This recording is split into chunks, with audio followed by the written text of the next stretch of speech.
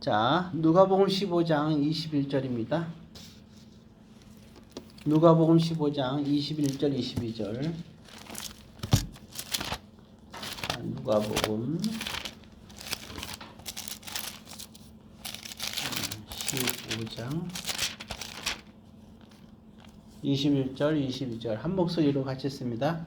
아들이 이르되 아버지 내가 하늘과 아버지께 죄를 지었사오니 지금부터는 아버지의 아들이라 일컬음을 감당하지 못하겠나이다 하나 아버지는 종들에게 이르되 제일 좋은 옷을 내오다가 입히고 손에 가락지를 끼우고 발에 신을 신기라. 아멘. 사랑의 아버지 하나님, 오늘 이 시간에도 성령 하나님께서 함께하여 주옵소서. 예수님의 이름으로 기도드립니다. 네. 우리가 또 주일날 나눴던 말씀 중에 하나죠. 자, 그럼 오늘 또 말씀 또 살펴보도록 하겠는데, 예, 자, 오늘 특별히 오늘 이 말씀에 보게 되면 가장 우리가 믿음 생활에서 중요한 것은 정말 깨닫는 자가 되어야 된다 그랬습니다. 예, 참 배은망덕이라는 말을 썼는데 우리가 배은망덕이라는 것은 하나님 앞에서 또 부모님 앞에서 또 스승님 앞에서 우리가 그 은혜를 모르는 것을 배은망덕이라 그렇게 얘기를 하죠. 예, 왜냐하면 길러주고 가르쳐주는 것에 대한 그리고 또 그래서 항상 우리가 이 세상에 존재한 것은 또 육신의 부모고 또 우리를 또 이렇게 길러준 것도 육신의 부모고 그렇지만 좀 더 깊숙이 가면 또 우리를 이 세상에 존재하게 할 것도 하나님이시고 우리를 또 사람들을 통해서 이렇게 부모를 통하든 누구를 통하든 이렇게 하신 것도 다 하나님이죠. 자, 그래서 오늘 이제 우리는 오늘 여기 탕자 같은 경우도 그래요. 오늘 여기 가만히 보게 되면 하늘과 아버지께 죄를 지었사오니 그러죠. 죄의 상태에 있을 때 사실은 그거는 악한 겁니다. 그게 죄인이에요. 단순하게.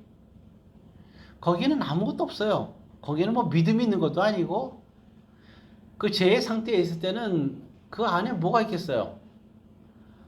그죠? 아무것도 없는 거예요. 우리가 생각하면 그렇잖아요. 우리가 아무리 깨끗하게 막 씻었다 하더라도 정말 우리가 흙탕물이 지금 들어가 있다 하면은 이제 흙탕물이 있는 거예요. 아무리 아침에 깨끗이 씻고 저녁에 깨끗이 씻는다 하더라도 하루 종일 우리가 흙탕물이 있다면 그냥 흙탕물이 있는 겁니다. 마찬가지예요. 우리가 죄라는 것도 죄 속에 있으면 그 전이나 후는 어떨지 모르지만 그냥 우리는 죄 속에 있는 겁니다. 거기에는 아무것도 없어요. 단지 죄인이라는 거 하나만 아는 거죠. 그래서 깨닫는 건 뭐냐면 다른 것이 아니에요. 내가 지금 죄 속에 있구나. 이걸 깨닫는 게 중요한 거죠. 왜 깨닫는 게 중요하면 그 속에서 나와야 되니까. 오늘 탕자의 비유도 그러잖아요. 아들이 그 아버지를 떠나서 그러한 죄의 공간에 있는 거잖아요. 그죠? 죄의 공간. 죄의 상태와 죄의 공간에 있잖아요. 그때는 아버지께 사실이 아무것도 없어요. 아버지의 손이 미치질 않아요. 전능하신 하나님이지만 우리가 계속 죄의 상태에서 죄를 지면 하나님의 손길이 닿을 수가 없는 거예요. 왜? 마음의 문을 닫은 상태에서 있으니까. 우리가 죄의 상태가 있으면 우리 마음이 닫혀 있어요. 아무리 믿음 있는 척해도 그건 믿음이 아니죠. 무슨 믿음이 어디 있어요? 아무것도 없는 거지. 그잖아요. 우리는 참 우리 자신들을 볼 수 있어야 됩니다. 흙탕물 속에 있어서 나는 깨끗하다. 아무리 얘기한들 소용이 없는 거예요. 흙탕물 속에 있면서 나는 깨끗하려고 노력했다. 그게 무슨 소용이 있어요? 그냥 흙탕물 속에 있는 거지. 마찬가지로 우리가 죄 속에 있으면 우리가 그냥 죄 상태에 있는 거예요. 거기에 무슨 믿음이 있고 무슨 하나님이 있겠어요? 아무것도 없는 거예요. 그러니까 이 탕자가 죄의 상태에 있을 때는 하나님의 손길이 닿질 않는 거예요. 근데 그가 이제 깨닫는 거죠. 아, 내가 지금 죄의 상태에 있는 거구나. 그걸 깨닫는 거예요. 근데 깨닫는다는 뜻이 뭐예요, 이게? 그냥 내가 지금 죄 가운데 있구나를 아는 거가 아니에요, 이게. 아는 게 아니라 깨닫는다는 것은 내가 지금 죄 속에 있다는 걸 알고 돌이켜서 하나님의 손길이 닿을 수 있는 곳으로 하나님의 품으로 우리가 가야 되는 거죠. 우리가 죄 속에 있으면 우리는 그 죄를 넘어서서 죄 속에서 그러한 그 늪과 같은 죄 속에서 아, 내가 지금 죄에 늪에 있구나. 그러니 여기서 하나님의 손길이 닿을 수가 없구나. 나는 여기서 이제 다시 돌이켜서 이제는 이 늪을 벗어나서 하나님께로 가야 되고 하나님 품으로 가야 되는 거예요. 이게 깨닫는다고 얘기를 하는 거죠. 하나님 앞으로 갔을 때 그때서야 비로소 아버지가 어떻게 해요? 딱 오니까 아버지 앞에 오니까 허락받아서 그런 모든 것을 다 떠날 때 그런 악한 것들을 다 떨쳐버리고 자기가 죄 속에 있던 거를 다 떨쳐버리고 이제 깨닫고 돌아서 아버지께 돌아오잖아요. 그때 이제 아버지 품에 왔을 때 아버지가 안아줄 수 있는 거예요. 우리가 죄 가운데 있으면서 제 상태에 있으면서 내 멋대로 살면서 내가 뭐 믿음이 있는 것처럼 하나님은 나를 몰라요. 모르게 뭘 몰라. 다 알고 있죠. 그렇지만 본인이 하나님의 손길이 닿을 곳에 있질 않잖아요. 물론 하나님은 모든 것을 다 닿죠. 그렇지만 그 영역은 마귀의 종노릇을 하고 있는 데서 하나님의 역사할 공간이 없잖아요. 안 그래? 예, 죄를 주관하는 것은 마귀잖아요. 그러니까 마귀의 굴레 속에서 살면서 마귀의 종노릇하면서 살면서 어떤 역할이 있겠어요? 그럼 빨리 내가 이제 마귀의 종노릇하고 죄의 상태에서 있다는 것을 깨닫고 돌이켜야죠. 여러분 행복이 뭐예요? 우리가 세상에 살면서 죄의 강 가운데 살면 좋을 줄 알죠. 행복할 줄 알았죠. 물론 처음에는 행복한 것 같아요. 이 탕자도 처음에는 행복했죠. 아주 마음껏 쓰고 자기가 하고 싶은 대로 다 했으니까 자기 뜻대로. 예, 그래서 우리가 처음에는 죄의 상태에 있으면 아주 좋아 보여요. 좋게 느끼고. 그러나 문제는 시간이 가면서 결과가 얼마나 좀 끔찍한지 우리는 알죠. 우리가 소돔과 고모라의 사건 알잖아, 그죠? 아브라함의 조카를 알 수 있을 거예요. 아버지 조카 롯을 우리가 기억할 거예요. 처음에 소돔과 고모라 삶이 얼마나 좋아요. 얼마나 좋았던지 롯의 아내는 소기둥이 되죠. 그 미련을 떨칠 수가 없었고 뒤돌아보다가 소음기 되고 마는데 그만큼 참 제 사람에게 그런 죄의 속생 그리고 속성 그리고 죄에 있으면서 한가운데 있으면서 그걸 행복하게 여기는 거 그게 얼마나 참 슬픈 일이에요.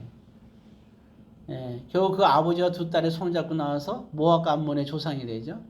아버지와 딸 사이에 나는 두 딸 사이에서 나는 그런 아들들을 통해서 참 비극적이죠, 되게.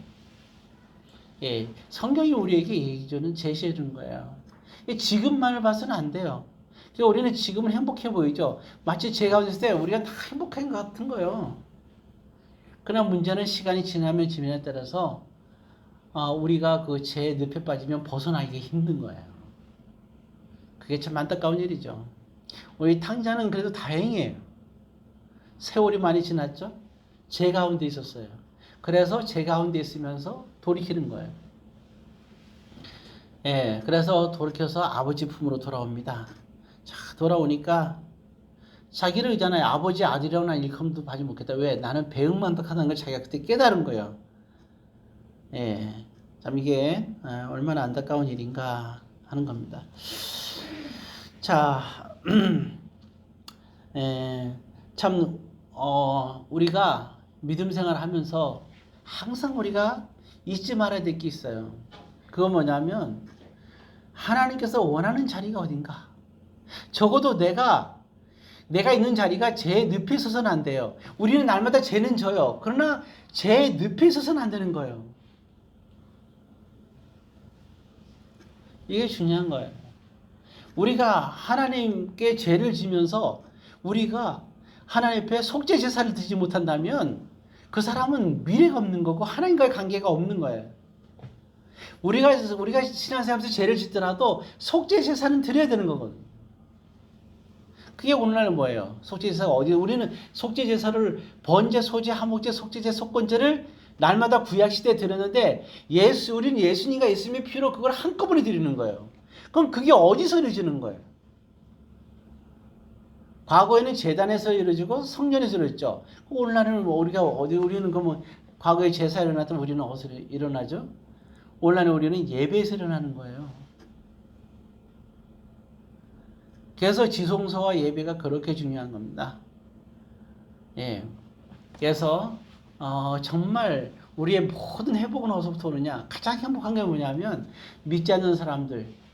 아까 무슨 뭐 고양이 뽀야가 구원받냐만 이상한 얘기하고 막 그러는데 참 심각해요. 아무튼 그렇죠. 고양이는 구원이 없어요. 왜냐하면 깨달음이 없어요. 깨달음이. 자기가 죄 가운데 있다는 걸 모르는 겨. 신앙 고백이 없잖아요. 신앙 고백이. 그러나 사람은 신앙 고백이 있잖아요. 우리가 하나님 앞에 신앙 고백한 걸 잊지 말아야 되는 거죠. 신앙 고백할 때 우리는 뭘 신앙 고백해요? 하나님께 순종하고 그리고 교회의 순종함을 우리가 배우고 끝까지 우리가 하나님과 교회를 섬기며 살아가는 그 고백이 바로 세례 아니겠어요? 그런 사람에게 임하는 게 성령 하나님이 임하는 거죠. 성령 하나님이 제대로 임했다면 성령 하나님 안에서 하나님의 역사가 우리 안에서 이제 늘 일어나는 거잖아요. 그런데 이렇게 탕자처럼 아버지의 품을 떠난다면 그래서 어떻게 하나님의 품을 떠나면 어떻게 이게 역사가 일어나겠어요? 그러면 우리가 오늘날 예배라는 것은 그럼 하나님께서 그래. 우리가 하나님을 사랑하는 데 있어서 그냥 사랑하게 하나요? 눈에 보이지 않는 하나님을 사랑하는 게 아니라 눈에 보이는 하나님이 계신 곳이 어디예요? 하나님께서 모세에게 이렇게 얘기를 했어요. 너가 이스라엘 백성들을 지금 이 산으로 데려오게 될 것이다. 여기서 나를 만날 거란 얘기를 하는 거예요. 정말 그 모세는 이스라엘 백성들을 그래서 데리고 오죠. 데리고 와서 시내산에 데리고 오잖아요. 시내산에 데려오고 거기서 하나님을 다시 만나고 처음에 거기서 40년 동안 생활하다가 호렙산이 시내산이란 말이에요.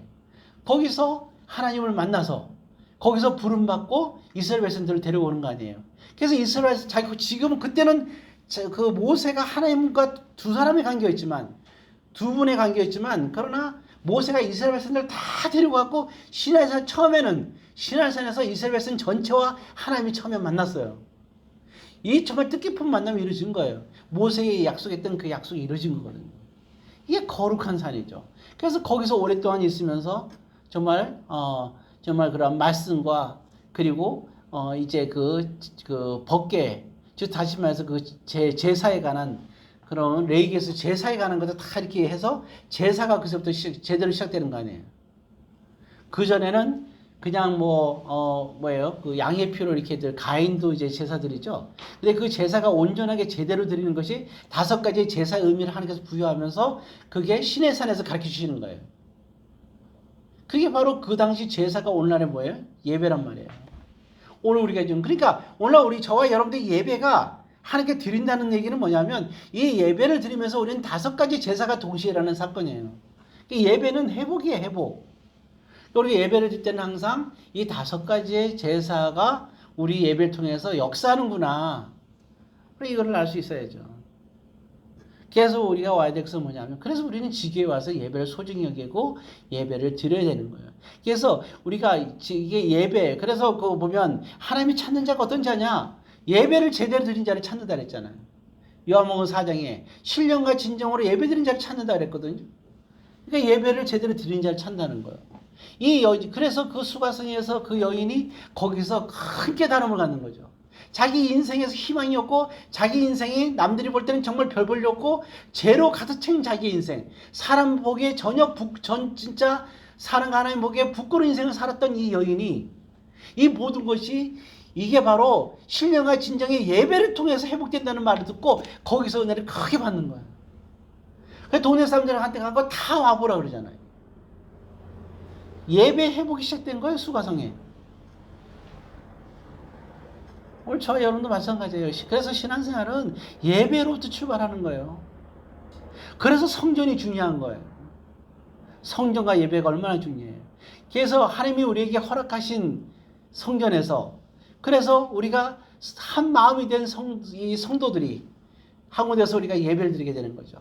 그래서 요한계시록은 뭐예요? 너희들이 그런 자가 내가 정한 곳에서 내가 부른 너희들이 한 곳에 모여서 예배를 드릴 때 내가 그간에서 거닌다고 얘기를 하잖아요. 그게 요한계시록의 말씀을 그렇게 시작되는 거잖아요. 그 가운데서 성령이 하나가 되고 믿음도 하나가 되는 거죠. 한 지체가 된단 말이에요. 포도나무가 가지가 되고 그 역사가 일어나는 거예요.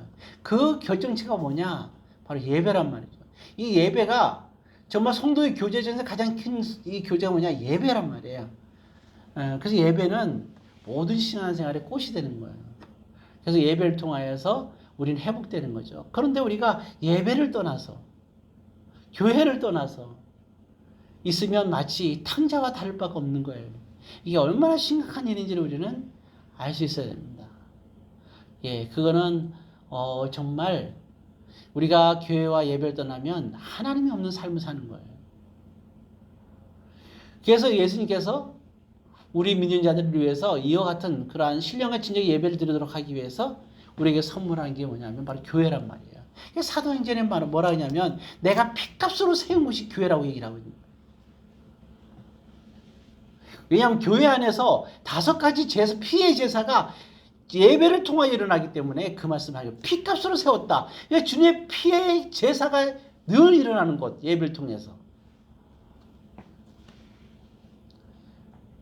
오늘날에도 많은 사람들은 그래서 교회의 중요성을 잃어버리는 거예요. 교회를 모르는 사람들은 진정한 예배를 할 수가 없는 거예요. 그리고 진정으로 하나님이 찾는 그 사람이 될 수가 없는 거예요. 오늘 여러분들은 정말 하나님이 찾는 자가 누구인가? 그리고 생각해 보세요. 주님의 십자가를 바라보고 주님의 십자가를 믿지 않는 자가 어떻게 성도라고 할 수 있어요? 주님의 십자가를 바라보는 진정한 자라면 우리가 주님의 십자가의 피로 흘리신 그 교회, 그곳에서 주님이 피값으로 5가지 제사의 제물이 되신 그 역사가 나타나는 게 바로 예배 아니에요? 이런 예배. 그래서 성전과 예배, 교회와 예배, 이건 정말 중요한 겁니다. 여기에 성령의 역사가 있는 거고 모든 축복의 출발이 시작되는 거예요.